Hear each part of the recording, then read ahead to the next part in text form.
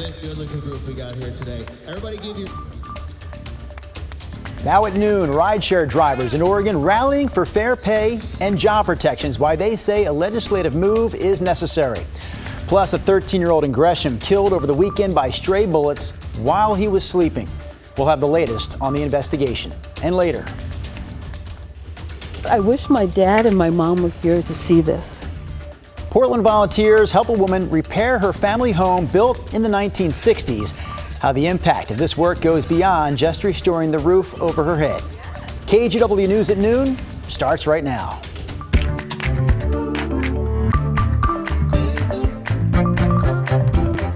Thanks for joining us. I'm Drew Carney, and we start this afternoon with the Rideshare Drivers Rally happening in Salem. Uber and Lyft drivers are pushing today for a driver's rights bill that will provide fair pay and other protections. Now, there isn't a statewide rideshare policy in Oregon at the moment, but some local jurisdictions, like the city of Portland, have their own regulations. This bill would set per mile and per minute minimum compensation for drivers and also require rideshare companies to create an appeals process for terminations, among other protections. We caught up with some rideshare drivers in Portland before they drove down to join this rally in Salem. Drivers have got a lot of disadvantage while they're driving.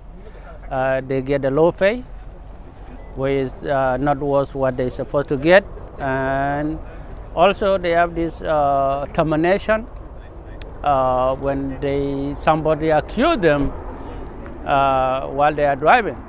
The only way we can get that is through the legislature. They have to be on our side. They have to see us as essential workers. The Senate Rules Committee is set to hear this bill later this afternoon. A duplex fire earlier this morning in Tualatin left 9 people and 4 pets without a home. Officials say calls about the fire on Southwest 68th Avenue started coming in just before 5 a.m. They also say everyone got out safely, although one person was treated for injuries at the scene. The Red Cross is working with the people who were displaced. Tomorrow is the last day Oregon voters can register for next month's special election. It includes contests for local school boards, rural fire district boards, and local ballot measures. New Oregon voters with a valid state driver's license, driving permit, or other form of valid ID can register at oregonvotes.gov/register. You have until midnight tomorrow night. The special election is set for May 20th. TriMet crews started 2 weeks of construction on the Max Blue line. So this week, shuttle buses will be used to take riders between Gateway and the last stop on the line at Cleveland Avenue in Gresham. Next week, shuttle bus service will run from 172nd to Cleveland. Crews are replacing road crossings, wooden cross ties, and other overhead lines that have been used for decades. All right, time for a break from our headlines here for a check-in with Rod Hill in the Weather Center. Rod, what do you have for us? Yeah, pretty quiet day out there. Good afternoon to you at home. We have a lot of cloud cover here on the west side. Not much wind. It continues to be dry, and it will continue to be dry for the afternoon. The strip of cloudiness you see right in here on the satellite picture, where radar is, in fact, picking up some rain offshore from Washington. This is on track to bring us, not a lot, but likely some rain overnight tonight into tomorrow morning. More on that coming up. Here's the visible picture, again, where you see the darkness of the map. That means it's basically clear. Certainly that's the case over Mount Hood. Here you see the clouds from Kelso, Portland, some breaks over the coast range, and depending on where you are, there's a better chance of getting some breaks in the cloud cover as you drop south of Portland, a less chance of that as you go up to the north. It is mostly cloudy over Lincoln City right now, our Snookwinds Casino Resort camera, and we've had some breaks in that flat cumulus deck over Salem, but not a whole lot. Temperature in Portland at noon is 57 degrees. We're on track to be up to about 65 this afternoon. Again, no weather concerns, generally not a lot of sun. Rain later tonight, and again, more on that in my complete forecast coming up. All right, Rod, we'll see you here again shortly. Back to our local news headlines this afternoon. We're learning more about a shooting in Gresham over the weekend that killed a 13-year-old boy inside an apartment while he was sleeping. Police say they arrived at this apartment complex on Southwest 11th near Highland Drive shortly after 1:30 in the morning on Sunday. Investigators say someone fired shots inside an apartment that went through the walls and hit 2 people, including the teenager. The other person who was shot went to the hospital with non-life-threatening injuries. We have a crew working to get more information about this story this afternoon. We'll bring you more coming up in our later newscast today, starting at 4 o'clock.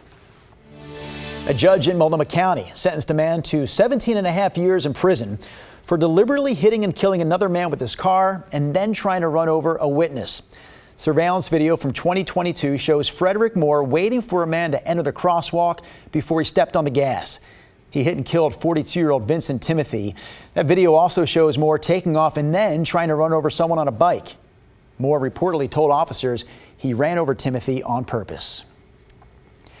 The investigation continues in Vancouver, British Columbia, after an SUV plowed through the crowd at a Filipino festival on Saturday night, killing at least 11 people.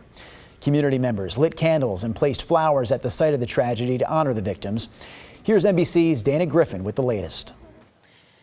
Vancouver police say the suspected driver entered the festival area from here on East 43rd Avenue. Behind me, you can still see the food trucks, tents, a lot of debris in the middle of the road from when that SUV came plowing through.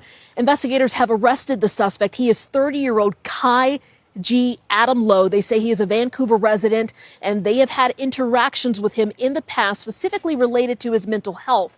Officials say this is not an act of terrorism, but obviously this has really hit the community very hard. This was a Filipino celebration honoring heritage and culture and history.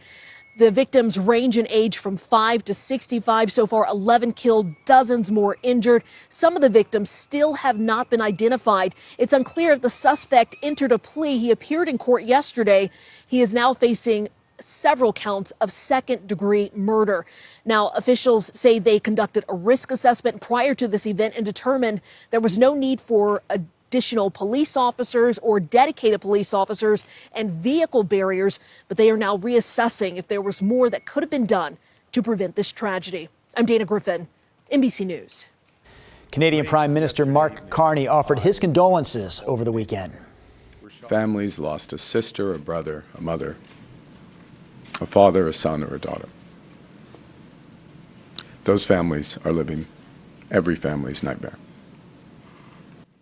And to them and to the many others who were injured, to the Filipino-Canadian community, and to everyone in the broader Lower Mainland, Vancouver, I would like to offer my deepest condolences and my wishes for strength and compassion in this tragic time. The Filipino-Canadian celebration where the attack took place Saturday night is held annually in Vancouver, BC, to commemorate a battle held on one of the Philippine islands. Meanwhile, a local nonprofit was busy over the weekend helping low-income homeowners rebuild their homes at no cost to them. KGW's Celine Stevens spoke with one of the people served by this program who called it a perfect storm of blessings after she nearly lost her home. Essentially, I was homeless. I couldn't live here. I had no heat and no hot water and no electricity.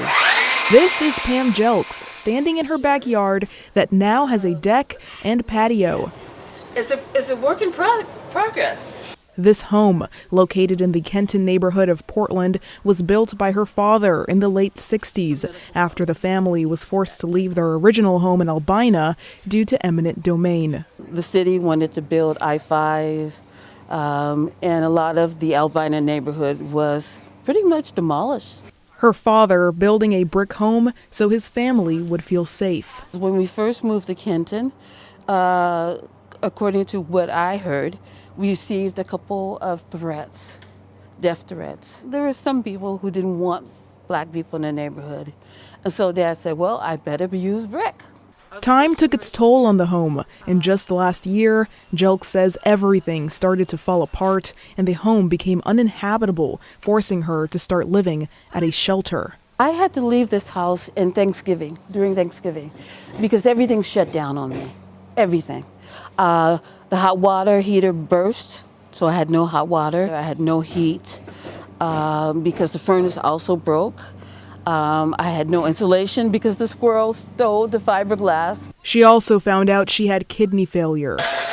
But then things began to turn around. Jelks was connected with resources and eventually got in touch with Rebuilding Together Pacific Northwest, a nonprofit that helps low-income homeowners rebuild their homes. Today we're here helping Pam. We have undertaken a full kitchen remodel, all the electrical on the inside of the kitchen, as well as painting the entire house, rebuilding decks, It's a national program, but on this Saturday, hundreds of volunteers took on 30 homes to help those in need. Words cannot describe how appreciative the people are that are receiving our help in rebuilding their houses and helping them rebuild their lives. Cleaning up their house and their yard and making it like new is so rewarding.